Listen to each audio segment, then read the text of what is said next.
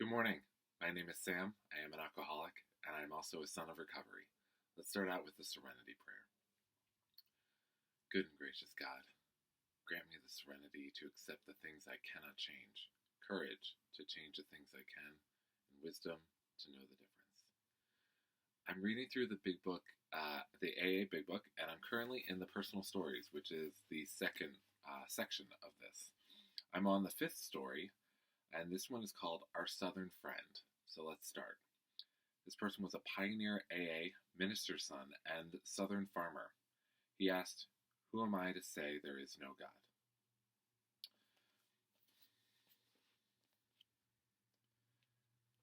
Father is an Episcopal minister, and his work takes him over long drives on bad roads. His parishioners are limited in number, but his friends are many, for to him race, creed, or social position makes no difference. It is not long before he drives up in the buggy. Both he and old Maud are glad to get home. The drive was long and cold, but he was thankful for the hot bricks that some thoughtful person had given him for his feet. Soon, supper is on the table. Father says grace, which delays my attack at the buckwheat cakes and sausage. Bedtime comes. I climb to my room in the attic. It is cold, so there's no delay. I crawl under a pile of blankets and blow out the candle. The wind is rising and howls around the house, but I am safe and warm. I fall into a dreamless sleep. I'm in a church. Father is delivering his sermon. A wasp is crawling up the back of the lady in front of me. I wonder if it'll reach her neck. Shucks. It has flown away. At last, the message has been delivered. Let your light shine. Let your light so shine before men that they may seek your good works. I hunt for my nickel to drop in the plate so that mine will be seen. I am in another fellow's room at college. Freshman, said he to me. Do you ever take a drink? I hesitated. Father had never directly spoken to me about drinking, but he never drank any, so far as I knew. Mother hated liquor and feared a drunken man. Her brother had been a drinker and had died in a state hospital for the insane. But his life was unmentioned, so far as I was concerned. I had never had a drink, but I had seen enough merriment in the boys who were drinking to be interested. I would never be like the village drunkard at home. Well, said the older boy, do you? Once in a while, I lied. I could not let him think I was a sissy. He poured out 2 drinks. Here's looking at you, said he. I gulped it down and choked. I didn't like it, but I would not say so. A mellow glow stole over me. This wasn't so bad after all. Sure, I'd have another. The glow increased. Other boys came in. My tongue loosened. Everyone laughed loudly. I was witty. I had no inferiorities. Why? I wasn't even ashamed of my skinny legs. This was the real thing. A haze filled the room. The electric light began to move. Then 2 bulbs appeared. The faces of the other boys grew dim. How sick I felt. I staggered to the bathroom. Shouldn't have drunk so much or so fast. But I knew how to handle it now. I drink like a gentleman after this. And so I met John Barleycorn, the grand fellow who, at my call, made me a hail fellow well met, who gave me such a fine voice as we sang, Hail, hail, the gang's all here, and Sweet Adeline, who gave me freedom from fear and feelings of inferiority. Good old John. He was my pal, all right. Final exams of my senior year, and I may somehow graduate. I would never have tried, but Mother counts on it so. A case of measles saved me from being kicked out during my sophomore year. But the end is in sight, my last exam, and an easy one. I gave it the board with its questions. Can't remember the answer to the first. I'll try the second. No soap there. I don't seem to remember anything. I concentrate on one of the questions. I don't seem to be able to keep my mind on what I'm doing. I get uneasy. If I don't get started soon, I won't have time to finish. No use, I can't think. I leave the room, which the honor system allows. I go to my room. I pour out half a tumble of grain alcohol and fill it with the ginger ale. Now back at the exam, my pen moves rapidly. I know enough of the answers to get by. Good old John Barleycorn. He can be depended on. What a wonderful power he has over the mind. He's given me my diploma. Underweight. How I hate that word. 3 attempts to enlist in the service and 3 failures because of being skinny. True. I have recently recovered from pneumonia and have an alibi, but my friends are in the war and going, and I'm not. I visit a friend who is awaiting orders. The atmosphere of eat, drink, and be merry prevails, and I absorb it. I drink a lot every night. I can hold a lot now, more than the others. I am examined for the draft and pass the physical test. I am to go to camp on November 13th. The armistice is signed on the 11th and the draft is called off. Never in the service. The ward leaves me with a pair of blankets, a toilet kit, a sweater knit by my sister, and still a greater sense of inferiority. It is 10 o'clock on a Saturday night. I am working hard on the books of a subsidiary company of a large corporation. I've had experience in selling, in collecting, and in accounting, and I am on my way up the ladder. Then the crack up. Cotton struck the skids, and collections went cold. A $23 million surplus wiped out. Offices closed up and workers discharged.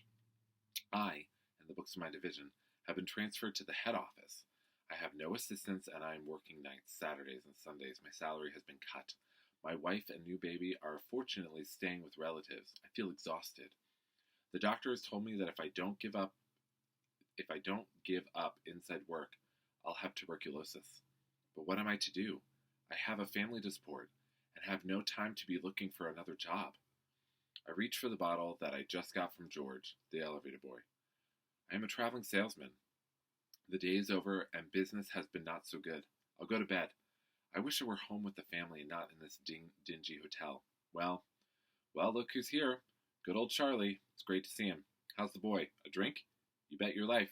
We buy a gallon of corn because it is so cheap. Yet I'm fairly steady when I go to bed. Morning comes. I feel horrible. A little drink will put me on my feet. But it takes others to keep me there. I become a teacher in a boys' school. I'm happy in my work. I like the boys and we have lots of fun in class and out. The doctor bills are heavy and the bank account is low. My wife's parents come to our assistance. I am filled with hurt pride and self-pity. I seem to get no sympathy for my illness and have no appreciation of the love behind the gift. I call the bootlegger and fill up my charred keg. But I do not wait for the charred keg to work. I get drunk. My wife is extremely unhappy. Her father comes to sit with me. He never says an unkind word. He's a real friend, but I do not appreciate him. We are staying with my wife's father. Her mother is in a critical condition at a hospital. I cannot sleep. I must get myself together. I sneak downstairs and get a bottle of whiskey from the cellarette. I pour drinks down my throat. My father-in-law appears. Have a drink? I ask.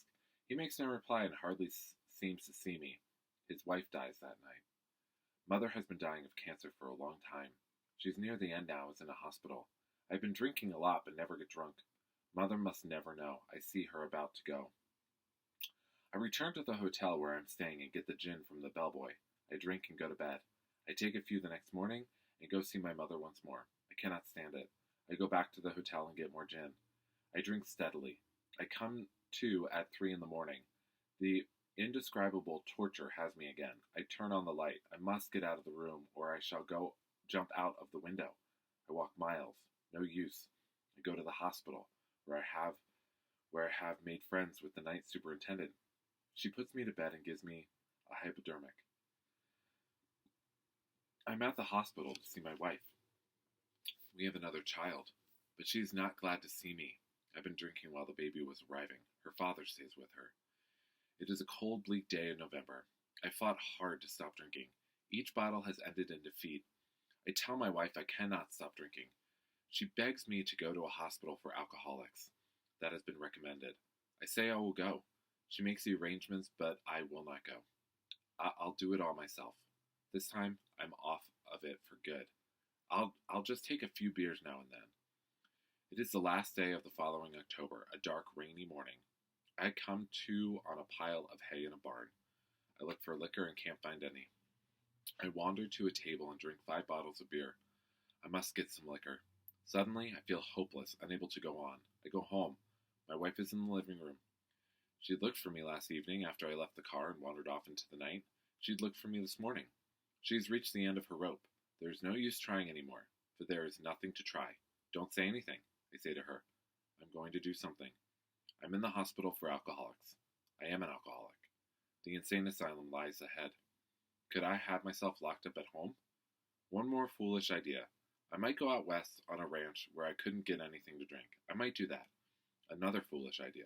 I wish I were dead, as I've often wished before. I am too yellow to kill myself. Four alcoholics play bridge in a smoke-filled room. Anything to get my mind from myself. The game is over and the other three leave. I start to clean up the debris. One man comes back, closing the door behind him. He looks at me. You think you're hopeless, don't you? He asks. I know it, I reply. Well, you're not, says the man. There are men on the streets of New York today who were worse than you, and they don't drink anymore. What are you doing here, then, I ask. I went out of here 9 days ago saying that I was going to be honest, but I wasn't, he answers. A fanatic, I thought to myself. But I was polite. What is it? I inquire. Then he asked me if I believe in a power greater than myself, whether I call that power God, Allah, Confucius, Prime Cause, Divine Mind, or any other name. I told him that I believe in electricity and other forces of nature, but as for a God, there is one. He has never done anything for me. Then he asked me if I'm willing to right all the wrongs I've ever done to anyone, no matter how wrong I thought the others were. Am I willing to be honest with myself about myself and tell someone about myself?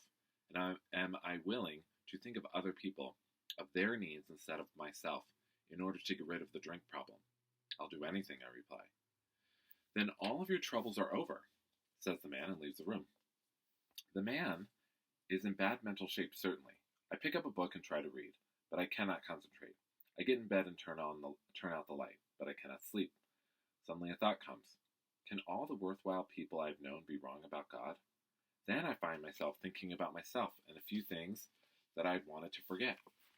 I begin to see I am not the person I had thought myself, that I judged myself by comparing myself to others and always to my own advantage. It is a shock.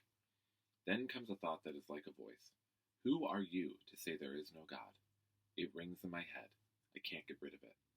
I get out of bed and go to the man's room. He's reading. I must ask you a question, I say to the man.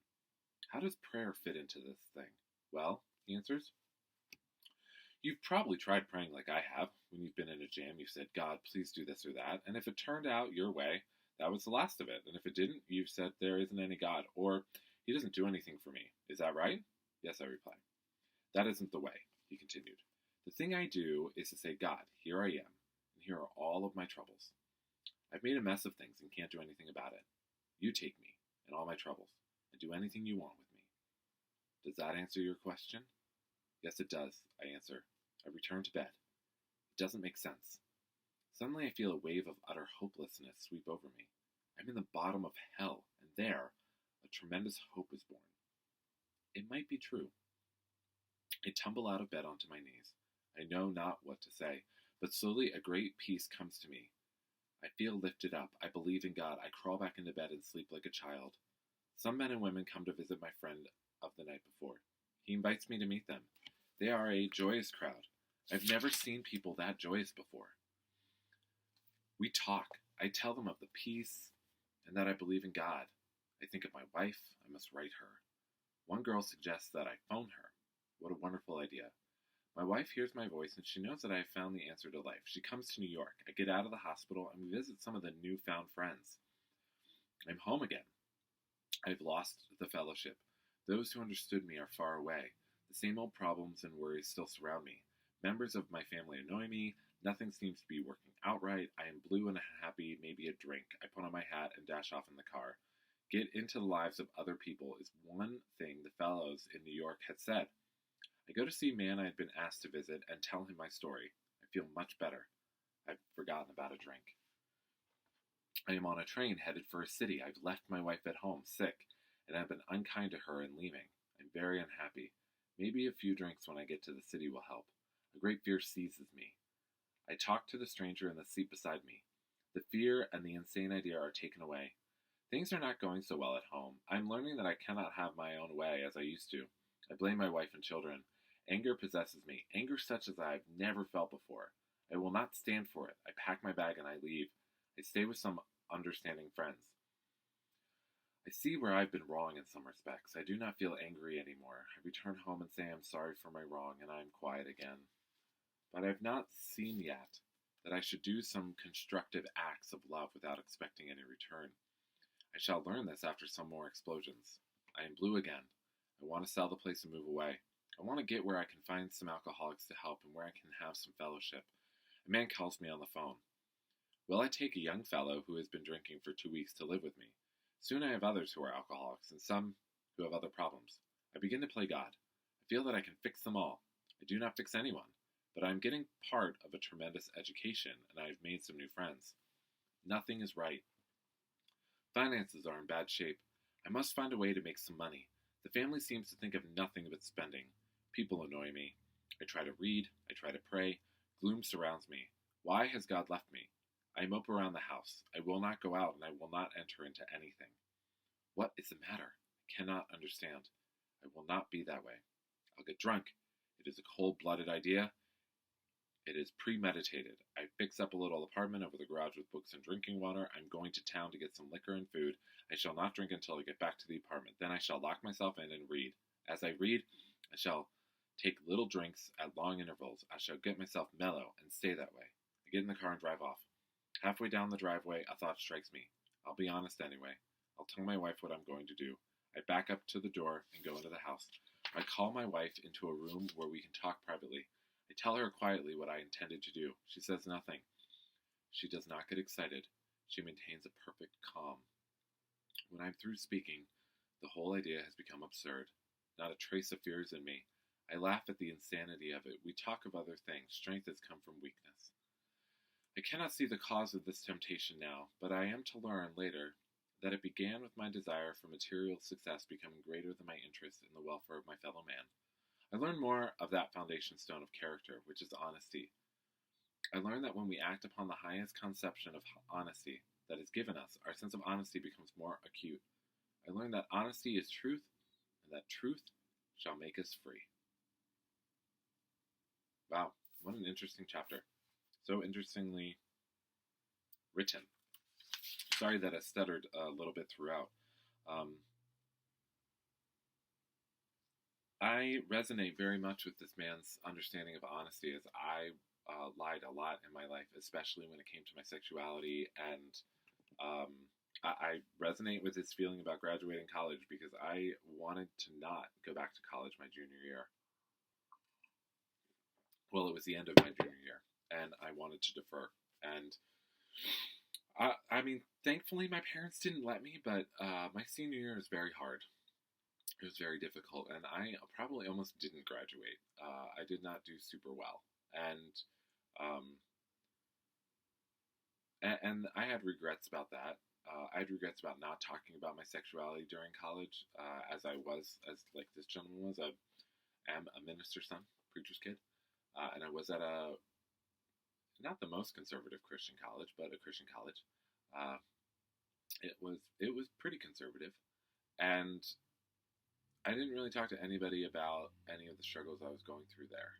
So yeah, I didn't have many friends until later in college. My senior year is much better than the rest of school, but I still wasn't being honest with many people. And I was just getting into trouble and not knowing what to do with my life. I got myself into some pretty difficult situations, and that's how drinking came about, was just the lies and the wanting to cover things up and wanting to feel good and not wanting to feel like an asshole and all of that stuff. I do appreciate the way this was written, this kind of stream of consciousness of this man, because I relate to that too. Finding myself in places where all I would do is drink in a hotel on my way home from somewhere, from like a trip. Yeah, but I love how he does end it, of a really honest conversation with his wife. And I have a sense that was really probably one of the biggest honest conversations they had had. That he just admitted what he was thinking about doing at that moment. I learned that honesty is truth, and that truth shall make us free. And that is the truth. The truth always makes you free. Because if it is your truth, and if it is the truth, then nobody can argue against that. This has given me a lot to think about, and maybe it has for you too. So if you have any thoughts or questions, please leave them. Blessings and PLC. Peace, love, and coffee.